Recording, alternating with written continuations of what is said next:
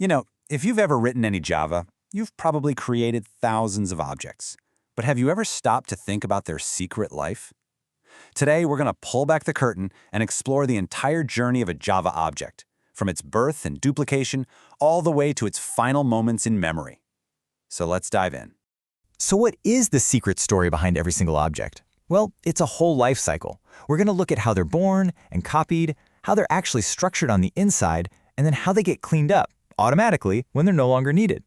And by the end, you'll see exactly how knowing this stuff is the key to writing much, much better Java code. You see, the story for every single object starts right here with the master object class. Just think of it as the great-great ancestor of everything in Java. And because of this family tree, every object you create automatically inherits this powerful built-in toolkit of methods. Things like equals function, hash code function, and a really interesting one for us today, clone function. Okay, so let's start with duplication. Sometimes, building a brand new object from scratch is just, well, it's a waste of time, especially if it's a complex one. What you really want is an exact twin of an object you already have. And that is exactly where the power of cloning comes in. To put it simply, object cloning is just the process of making a bit-for-bit copy of an object that already exists. And the main tool for that job? It's the clone method, that handy feature inherited directly from that master object class we were just talking about. So why would you even bother to clone? Well, it's all about efficiency. Cloning can save you a ton of extra processing power, instead of creating a new object and then manually copying over all the data. But there are rules. To make a class clonable, you have to explicitly say so by implementing the clonable interface. Think of it like opting in. And here's the really critical part to remember. The clone method does not call a constructor. That means none of your normal initialization logic is going to run. But hold on, cloning isn't just a one-size-fits-all kind of deal. There are actually two fundamentally different ways a copy can be made: shallow cloning and deep cloning. Let's really break down what that means. First up, we've got shallow cloning. Now this is Java's default behavior. It works by copying all the fields of an object one by one. But here is the massive catch. If one of those fields points to another object, a shallow copy doesn't duplicate that other object. Nope, it just copies the pointer, the memory address. Okay, here's a perfect way to think about it. Imagine your original object has a key to a house.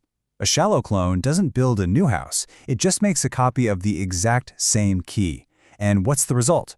Well, now both the original and the clone can unlock the same door and go inside and rearrange the furniture. A change made through one object will be seen by the other because they're sharing the same house. Now, on the other hand, we have deep cloning. This is a much more complete kind of copy.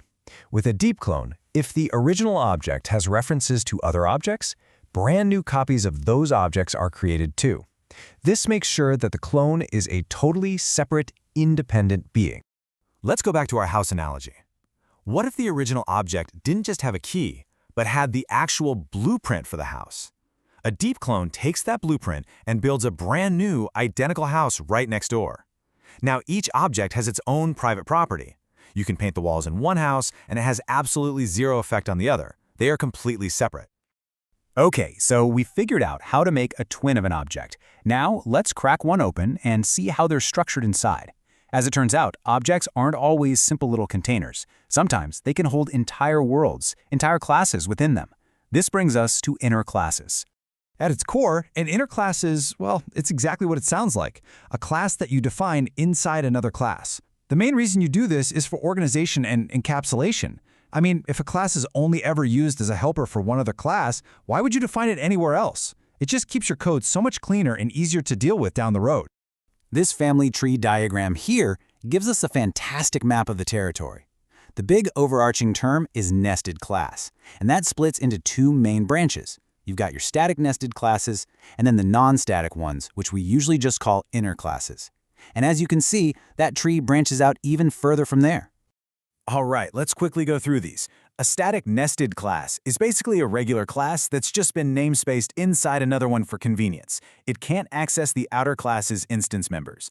Then you've got the true inner classes. A member inner class is like a regular field and can access the outer class's members.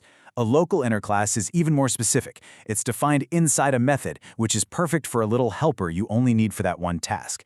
And finally, my favorite, the anonymous inner class, a super powerful shortcut for creating a one-off implementation of an interface or class right at the spot where you need it. So, we've seen how objects are born and how they're structured. But what about the end of the line? You know, in a lot of other programming languages, cleaning up memory is a manual, error-prone mess.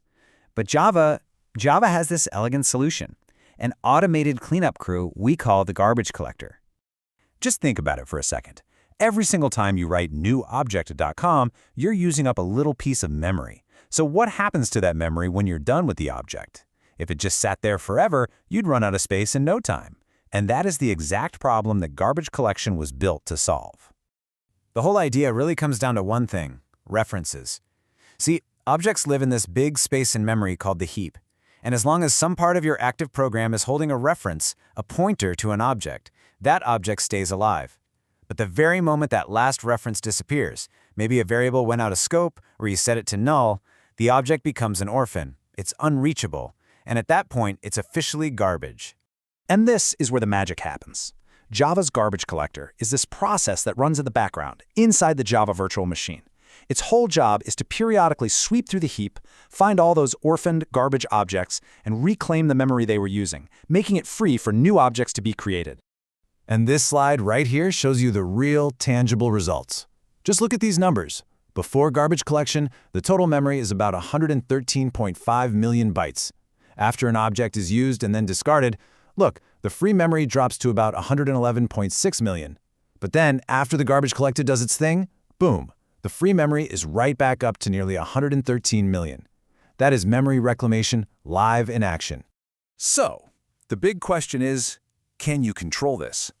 The answer is, kinda, but not really. You can politely suggest that the JVM run the garbage collector. You do that by calling system.gc.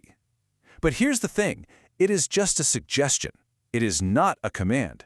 The JVM gets the final say on if and when it actually runs the cleanup. Okay, let's take a step back and tie all of this together. We've talked about cloning for creating objects, inner classes for structuring them, and garbage collection for destroying them. Now, these might seem like totally separate topics, but they all fit into the bigger picture of writing really solid, professional-grade Java code.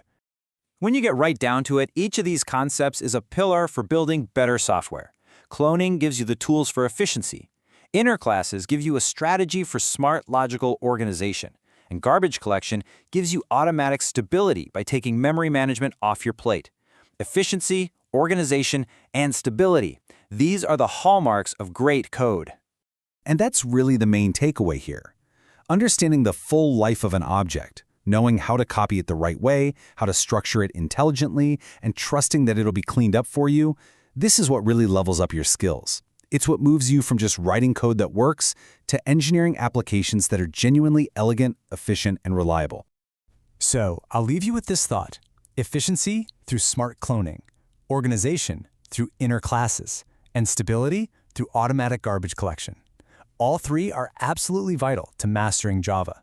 The only question left is, which one are you going to focus on first?